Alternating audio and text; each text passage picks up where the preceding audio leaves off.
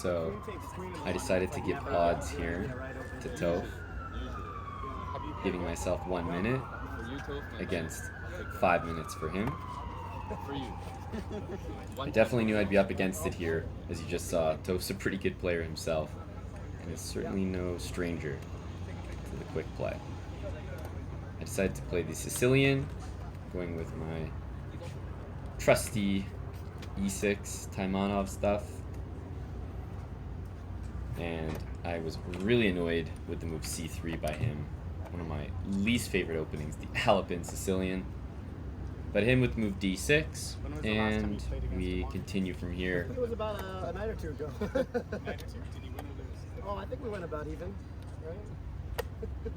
I have to keep that pace up. One thing I constantly forget about over-the-board chess is that if I have 10 seconds, that's even a struggle to mate with a queen and a king sometimes.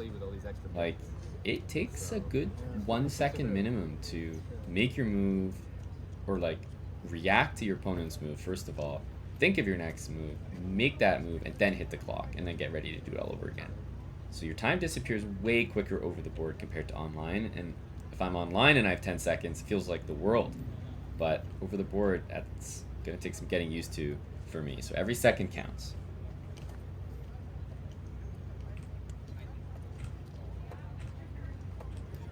Now the interesting thing is that bishop d3 was played really quickly by Toph. It's actually a very decent move, but you just don't take back, because then black gets to trade everything and he's up a pawn. If white castles here, it's really annoying because if black takes, you can just take back, and there's great compensation incoming. Unfortunately, Toph took back, and I believe he was just on the back foot from here on out in this game. I've won a center pawn. I'm also getting a bunch of trades. The position looks really easy to play all of a sudden. So it just seemed like a really shaky start for Toph here, and I'm definitely going to try to capitalize on it.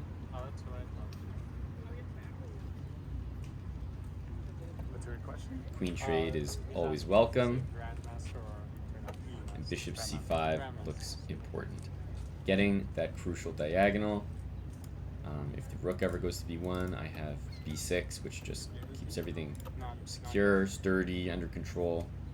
So I was feeling really confident here with the extra pawn on e6, and any trade that I see, I'm basically going to be going for.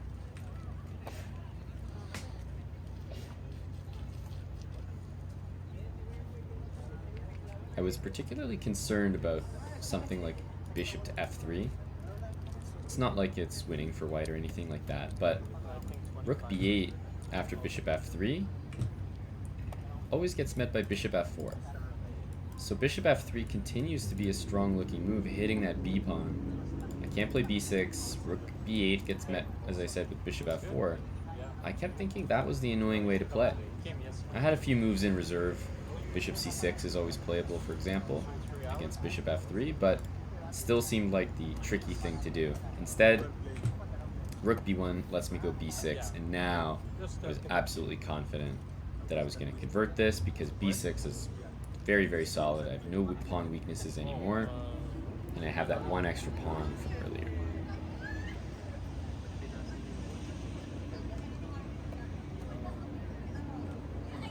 Just getting that bishop out of the way to access the d-file myself, maybe initiate some more trades. The bishop also covering that d1 square means white's not going to be able to double rooks on the d-file himself.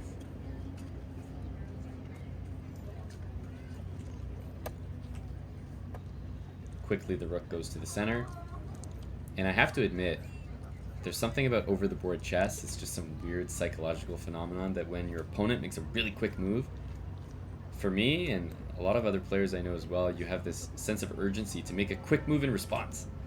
So I took this rook, and he took the rook I wasn't expecting, and so I immediately played rook takes a2.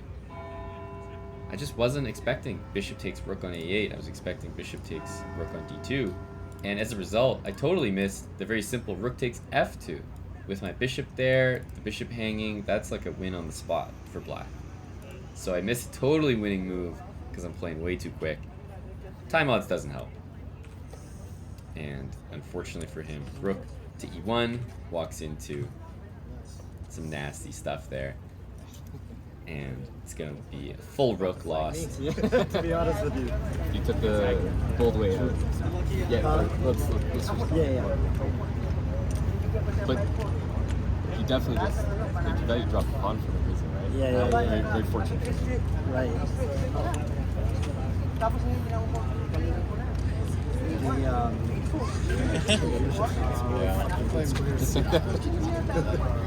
Yeah, you guys are and it's not even like I have one point and True, yeah. I played until I was trying to simplify in a way where I could just kind of hold on, you know, but I think I just did the wrong idea. Are you communicating today? Well, I'm done. Oh, I was Well, right before this. It's a top 8 already. Primarily, yeah, ultimates right now. Yeah.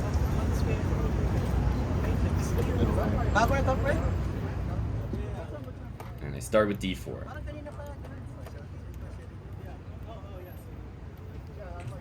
e5 from Toph here. He's got his openings. I quickly played the move knight h3. This is a nice little, I'm going to call it a pro tip for you guys if you're watching. Everybody plays knight to f3. But knight to h3 is a really quirky sideline. And you can see on his face, he's already wondering what the heck I'm doing. The engine gives a really nice valuation for white. This is also really common for black to trade pieces like this, but your knights just come into the center. Knight to f4, knight c3, bishop e2, castle. And as you'll see from this game, you get a really quick development kind of setup going on. Your pieces always go to very similar squares. Let's say the dark square bishops were on the board. White would just go bishop to b2.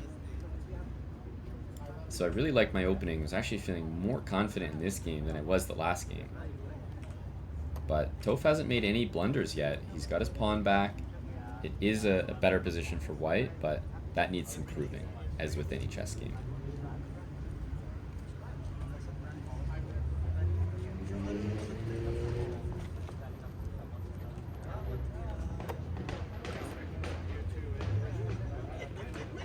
And not getting tempted by knight takes e6 or anything like that. You normally don't want to do that. Instead, just staying super solid. This is a pawn structure you almost always want in this opening, this system.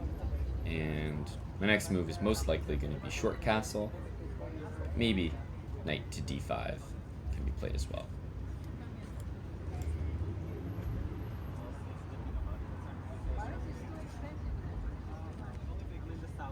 It's always nice when your opponent takes a think when you're giving time odds. Gives you time to have a gander at the position as well. Apparently she goes to Dada Square a lot. Oh, nice. I decided to castle, and here I am threatening knight takes bishop, pawn takes, and pawn to f4, forking the queen and knight. So my opponent has to keep that in mind. I was actually decently confident that that tactic might just work here, get me a quick win. I was certainly hoping so. It's not the easiest thing to spot because the f4 square is currently occupied by a knight and needs to get out of the way for it to even be possible. So this kind of clearance tactic, it's never the most apparent. No, I saw him do something else. Oh my god. Did I get them Now, with wet? that being said, Toph is up to task. Knight g6 is a great move. Definitely cost me some time here, and in order to get a quick move off, I play knight d5. There was some tension with the knights attacking one another. I felt compelled to move it. I didn't want to take this bishop for similar reasons as I discussed earlier. The knight does want to eventually make it to d5, but in this particular position, I was biting off more than I could chew. Now, surprisingly, the move knight h4 wouldn't be a complete loss for me. Knight h4, I would have had to play bishop e4. And although g2 is hanging, with tactics like f4 and moves like king h1, I somehow survive. And it was really fortunate for me that Toph picked knight c to e5. bit of a mistake there by him, and even though he plays f5, once f4 comes in this system for white, it's almost always good. So a bit of a scary moment there. Knight h4 was a fantastic move by black. Surprisingly, the engine still gives white the advantage, which is just crazy, even though I'm going to lose my g2 pawn by force in that line. But miracles do happen, and I would have somehow survived. As it stands, though, black is reckoning with the fact that their knight is hanging. Of course, my bishop's hanging as well. But black also needs to keep this pin. Otherwise, that's going to be a free bishop for me. So it completely explains why Toph decided in this position to play queen g4. I mean, he's got to keep that pin. Bishop f3, of course, with the knight hanging on e5, that has to be taken. But here's another annoying thing. The bishop is just hanging. So knight h4. And now if rook takes on h3, queen h3. And knight f3 check wins my queen. But I had seen that tactic, and unfortunately for my opponent, I played rook g3, and we're giggling there as, you know, this Tetris cube of pieces kind of does make a funny impression. Rook g3 is, I think, a stronger move than rook takes h3. Does the trick, and despite a very energetic move here from my opponent, it just isn't enough. And although we see a tactic there from black, he ends up down material, and we got a time scramble on our hands. Toph is pretty quick himself.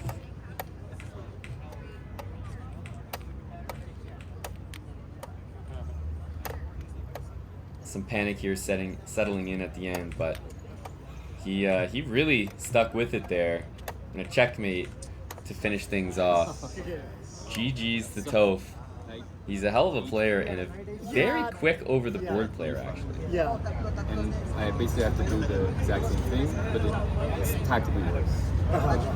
Didn't see the full end, but it sure black's at least better. Was queen g4 correct?